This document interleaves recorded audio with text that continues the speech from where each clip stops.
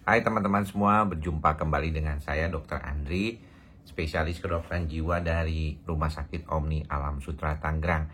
Di kesempatan kali ini saya mau bicara tentang kopi ya, karena kemarin saya sudah mengadakan suatu polling ya, yang masih bisa teman-teman lihat di tab komunitas berkaitan dengan kopi. Nah, kalau misalnya kata teman saya Dr. Kakak, dikatakan bahwa kalau untuk pasien yang sudah mengalami GERD, sebaiknya tidak minum kopi sama sekali ya, karena minum kopi bisa meningkatkan kemungkinan terjadinya kekambuhan GERD karena kopi itu merangsang mukosa di lambung jadi tipis.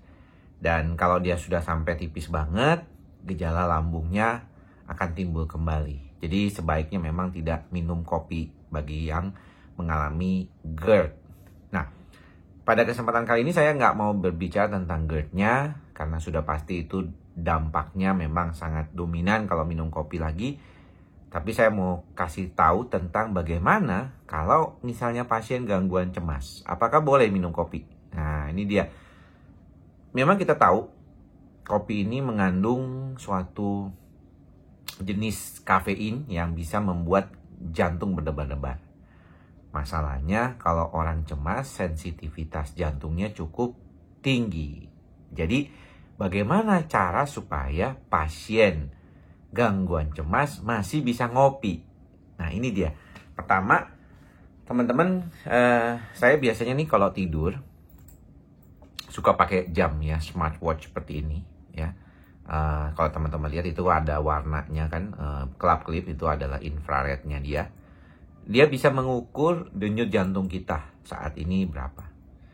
Nah, pada orang yang mengalami gangguan cemas, seringkali dia punya denyut jantungnya itu lebih tinggi daripada normalnya orang kebanyakan. Misalnya rata-rata orang normal kebanyakan 70-80 lah, 85. Pasien yang mengalami gangguan cemas ini atau panic attack itu bisa sampai 95.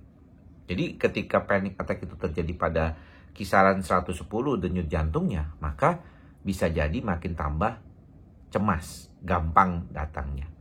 Nah, kopi itu dengan kafeinnya meningkatkan denyut jantung. Jadi kalau misalnya teman-teman punya smartwatch, apapun mereknya ya, kan banyak banget tuh sekarang. Dilihat aja teman-teman punya denyut jantung berapa kira-kira rata-ratanya.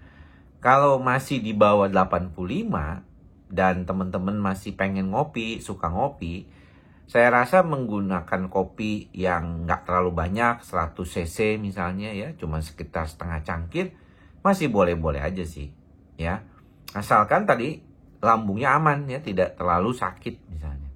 Nah, kebiasaan saya di pagi hari ngopi itu biasanya saya sebelum ngopi saya makan dulu ya, minum air putih jelas 1 gelas, kemudian makan sedikit ya, seperti kayaknya buah, saya biasanya apel atau melon, kadang-kadang juga sedikit cake ya, ke cookies gitu, baru minum kopi ya. Karena kalau misalnya langsung minum kopi, perut kosong baru bangun tidur mungkin akan menimbulkan rasa perih ya. Itu karena mungkin lapisan dari kita punya sudah cukup dominan gitu ya, berkurang. Nah, kalau misalnya teman-teman mau berolahraga, bagus juga. Jadi habis ngopi sedikit, teman-teman kemudian berolahraga. Itu yang biasa saya lakukan ya. Biasanya hari Senin, Rabu, dan Jumat saya melakukan olahraga rutin dengan menggunakan beban. Tapi saya sebelumnya sedikit ngopi dulu lah untuk membantu supaya vitalitasnya cukup dominan ada gitu ya. Jadi kalau untuk pasien cemas saya kira boleh-boleh aja ya ngopi. Kalau misalnya memang udah stabil, kondisi di jantungnya sudah nggak terlalu debar-debar kayak gitu, nggak punya masalah dengan lambungnya juga ya. Jadi paniknya itu datangnya cuman sesekali aja gangguan lambungnya, jadi tidak dominan. Tapi kalau Anda dominan gejala lambungnya, lebih baik Anda tidak ngopi gitu ya, karena itu bisa memicu. Tapi kalau puls Anda di atas 95 ya, lebih baik jangan dah. Di atas 90 aja janganlah, jangan ngopi ya. Karena bisa jadi nanti tambah naik pulsnya ya. Walaupun ada beberapa orang seneng banget dengan wangi kopi dan membuat teman-teman mungkin ya merasakan kayaknya kalau minum kopi itu enak banget. Oke? Jadi demikian sedikit kilasan apa yang bisa dilakukan buat teman-teman. Kalau misalnya mau ngopi, boleh aja. Tapi ingat apakah memang bisa kopinya juga ya, denyut jantungnya dan juga gejala lambung yang berkaitan dengan itu. Apakah kalau misalnya di kafein kopi bisa juga membantu, dok? Di kafein kopi ya boleh-boleh aja, itu kan tidak mengandung kafein. Artinya dia tidak mempunyai efek meningkatkan denyut jantung.